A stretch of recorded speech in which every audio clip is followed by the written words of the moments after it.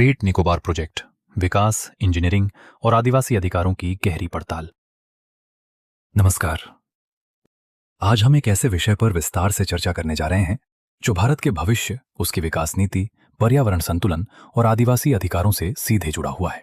ये विषय है ग्रेट निकोबार प्रोजेक्ट। ये केवल एक इंफ्रास्ट्रक्चर योजना नहीं है, बल्कि ये एक ऐसा निर्णय है जो तय करेगा कि आने वाले समय में भारत विकास को किस दिशा में ले जाना चाहता है। ग्रेट निकोबार द्वीप अंडमान और निकोबार द्वीप समूह का सबसे दक्षिणी और रणनीतिक रूप से महत्वपूर्ण हिस्सा है। यह हिंद महासागर में स्थित है और मलक्का जलडमरू मध्य के बेहद करीब है। मलक्का जलडमरू मध्य दुनिया के सबसे व्यस्त समुद्री व्यापार मार्गों में से एक है। एशिया, यूरोप और अफ्रीका के बीच होने वाला एक बड़ा हिस्सा समुद्री व्यापार इसी मार्ग से गुजरता है। यही कारण है कि इस क्षेत्र का भू राजनीतिक और आर्थिक महत्व बहुत अधिक है। सरकार की योजना के अनुसार ग्रेट निकोबार द्वीप पर एक विशाल अंतर्राष्ट्रीय ट्रांसशिपमेंट पोर्ट बनाया जाएगा। इसके साथ ही एक ग्रीनफील्ड अंतर्राष्ट्रीय हवाई अड्डा, एक पावर प्लांट और एक आधुनिक टाउनशिप विकसित की जाएगी। इस परियोजना का उद्देश्य है भारत को एक वैश्विक समुद्री व्यापार केंद्र के रूप में स्थापित करना, ताकि भारत को अपने ट्रांसशिपमेंट कार्गो के लिए विदेशी बंदरगाहों पर निर्भर न रहना पड़े। इंजीनियरिंग के दृष्टिकोण से देखें तो ये परियोजना अत्यंत जटिल और चुनौतीपूर्ण है। एक डीप ड्राफ्ट पोर्ट बनाने के लिए समुद्र की गहराई बढ़ाने हेतु ड्रेजिंग करनी होगी, तटीय संरचनाओं को मजबूत बनाना होगा और बड़े कंटेनर जहाजों के लिए आधुनिक लोडिंग और अनलोडिंग प्रणाली तैयार करनी होगी। ये कार्य केवल तकनीकी कौशल ही नहीं, बल्कि अत्यधिक सटीक योजना और पर्यावरणीय समझ भी मांगता है।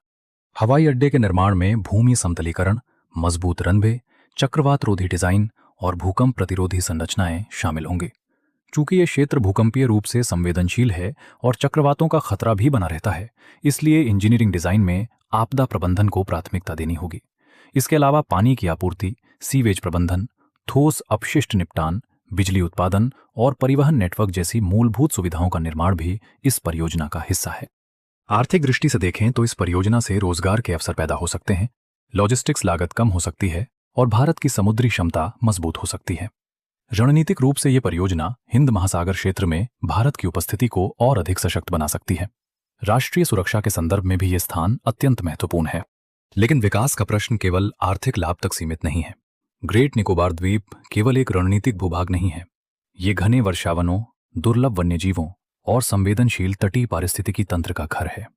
यहाँ जैव विविधता अत्यंत समृद्ध है और कई प्रजातियां ऐसी हैं जो केवल इसी क्षेत्र में पाई जाती हैं। सबसे महत्वपूर्ण बात यह है कि ये द्वीप शोम्पेन जैसे आदिवासी समुदायों का निवास स्थान है। ये समुदाय सदियों से प्रकृति के साथ सामंजस्य में जीवन जीते आए हैं।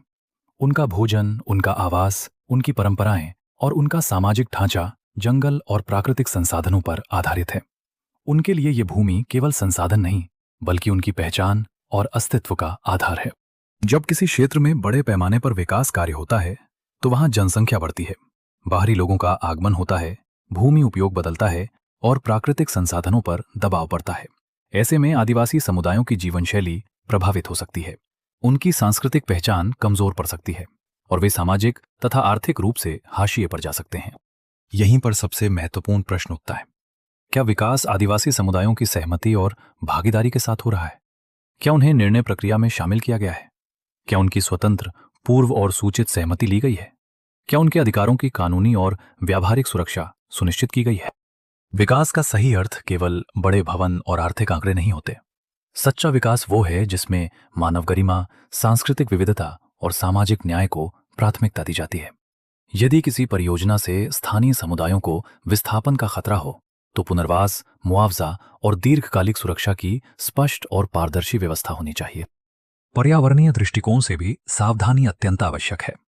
बड़े पैमाने पर वनों की कटाई, भूमि पुनर्ग्रहण और औद्योगिक गतिविधि से पारिस्थितिकी संतुलन बिगड़ सकता है। तटीय क्षेत्रों में बदलाव से समुद्री जीवन प्रभावित हो सकता है। जलवायु परिवर्तन के दौर में समुद्र स्तर वृद्धि और चरम मौसम की घटनाओं का जोखिम भी बढ़ रहा है। इसलिए किसी भी निर्माण कार्य में पर्यावरण प्रभाव आकलन, निगरानी और शमन उपायों को कठोरता से लागू करना जरूरी है। आधुनिक इंजीनियरिंग में ऐसे समाधान उपलब्ध हैं जो पर्यावरणीय क्षति को कम कर सकते हैं। हरित ऊर्जा का उपयोग, सीमित और नियंत्रित शहरी विस्तार, संरक्षित क्षेत्र की स्पष्ट सीमांकन और तकनीकी निगरानी प्रणालियां विकास और संरक्षण के बीच संतुलन बना सकती हैं। लेकिन ये तभी संभव है जब नीति निर्माण पारदर्शी हो और प्राथमिकता केवल आर्थिक लाभ नहीं, बल्कि दीर्घकालिक स्थिरता हो। ग्रेट निकोबार प्रोजेक्ट एक परीक्षा है, ये परीक्षा है कि भारत किस प्रकार का विकास मॉडल अपनाना चाहता है। क्या विकास का अर्थ केवल वैश्विक प्रतिस्पर्धा में आगे बढ़ना है, या विकास का अर्थ ये भी है कि हम अपनी प्रकृति और आदिवासी विरासत की रक्षा करें। अंततः किसी भी राष्ट्र की वास्तविक शक्ति केवल उसकी अर्थव्यवस्था से नहीं मापी जाती। उसकी शक्ति इस बात से मापी जाती है कि वो अपने सबसे कमजोर और सबसे कम प्रतिनिधित्व वाले समुदायों के अधिकारों की कितनी रक्षा करता है। विकास और मानवाधिकार एक दूसरे के विरोधी नहीं होने चाहिए।